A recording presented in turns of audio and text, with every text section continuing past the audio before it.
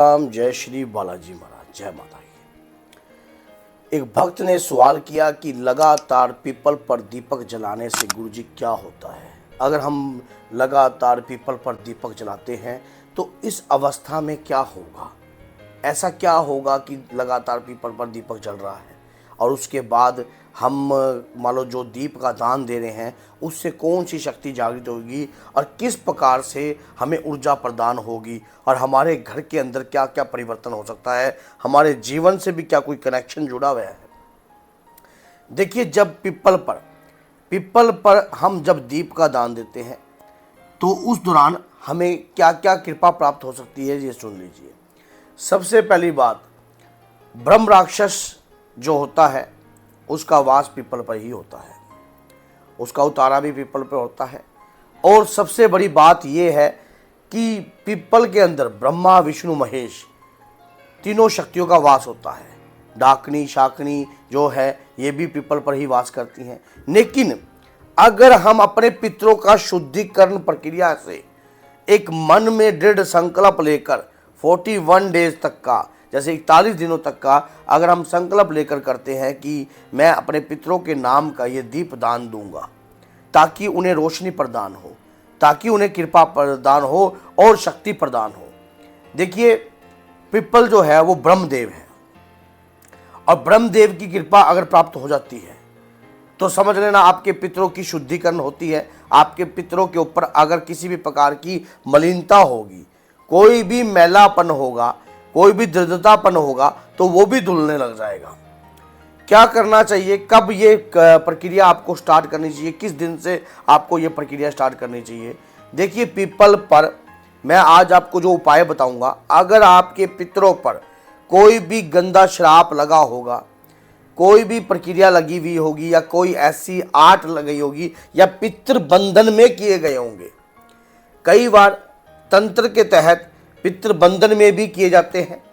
और अगर पितृ के ऊपर क्या होता है कि पितृ पर बंधन डालकर, जैसे कि कई मलिन शक्ति अगर हमारे घर में पहले से ही मौजूद होती है और वो हमारे पितरों को आगे ही नहीं आने देती, जैसे हम पितरों का कई बार स्थान भी बना देते हैं, उस स्थान पर प्रेत आकर बैठ जाता है।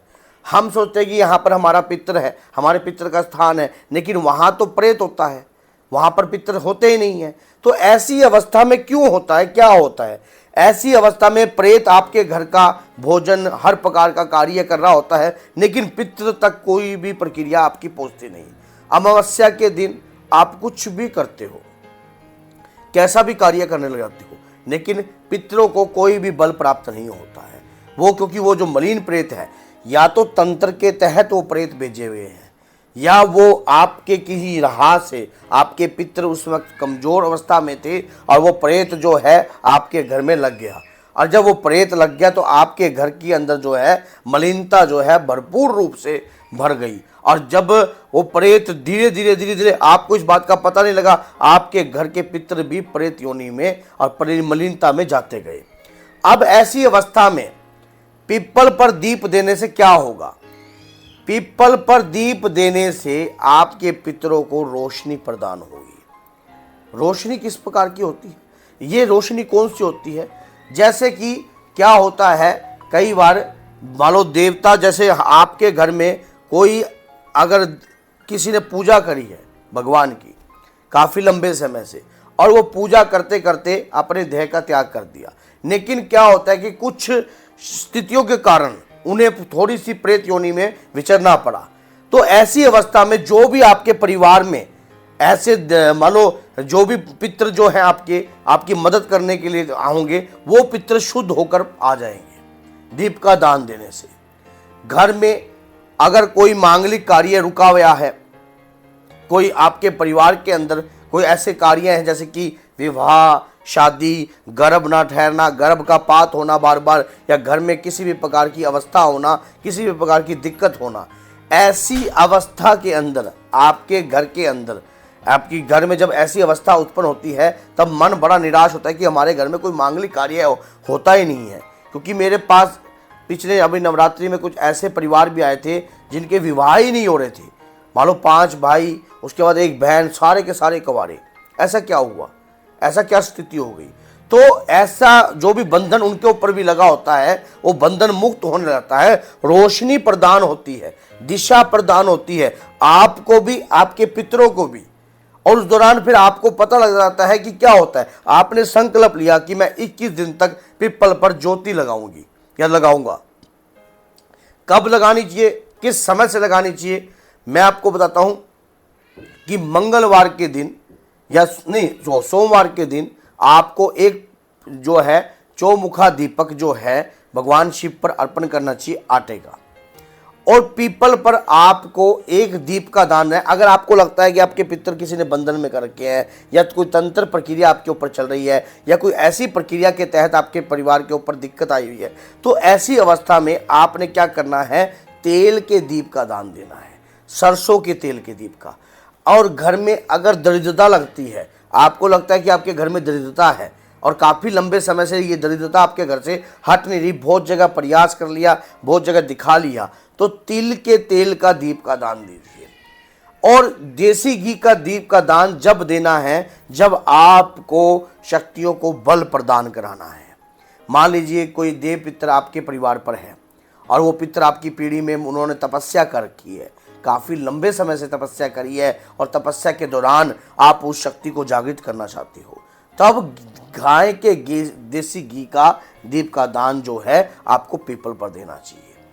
ये जो है स्टार्टिंग किसी भी सोमवार से या प्रदोष, किसी भी सोमवार से या फिर प्रदोष का जो व्रत होता है, जिस दिन प्रदोष होते हैं उस दिन भी आप इसका प्रारंभ कर सकते हो, उस दिन से भी आप इसका प्रारंभ कर सकते हो, या किसी सोमवार या किसी पूर्णिमा के दिन से भी आप इसका प्रारंभ कर सकते हो। जब ये कार्य आप कर रहे हो धीरे धीरे लगातार करते रहिए। करते वक्त एक मंत्र जो आपके पितृ पे अगर प्रेत योनि होगी उससे भी मुक्ति दिलाएगा, अगर किसी भी प्रकार की सर्प योनि होगी उससे भी मुक्ति दिलाएगा, अगर किसी प्रकार की चंडाल योनि होगी उससे भी मुक्ति दिलाएगा, और दरिद्रता होगी उससे भी मुक्ति दिलाएगा, और अगर आपके परिवार पे कोई बंधन होगा उससे भी मुक्ति दिलाएगा। वो मंत्र कौन सा है? मंत्र है ओम सीताराम। ओम सीताराम का जाप करिए लगातार, 1 माला 2 माला।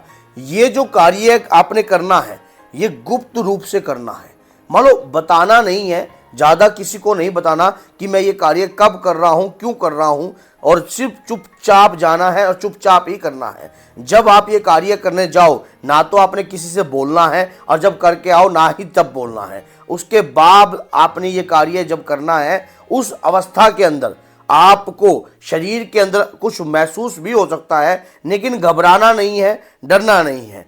तो आपको ये कार्य करते वक्त जब कुछ भी महसूस हो तब आपने एक ही बात कहनी है कि हे बाबा, हे ब्रह्मदेव, मेरा मकसद सिर्फ जो मकसद के लिए आप कर रहे हो, शुद्धि के लिए कर रहे हो, प्रेत योनि से मुक्त कराने के लिए कर रहे हो, सर्प योनि से मुक्त कराने के लिए कर रहे हो, मलिनता को धोने के लिए कर रहे हो, तो हे ब्रह्मदेव मुझे शक्ति प्रदान दीजिए ताकि मैं अपने पितरों को शुद्धि प्रदान कर सकूं। तो ऐसे कार्य इस प्रकार से आपको करना है। फिर देखना आपको खुद महसूस होगा, आपके दिन बदलने लग जाएंगे, आपको अपने आप ही ऐसा महसूस होगा कि वाकई में ही परमात्मा ने आपकी पुकार को सुन लिया है।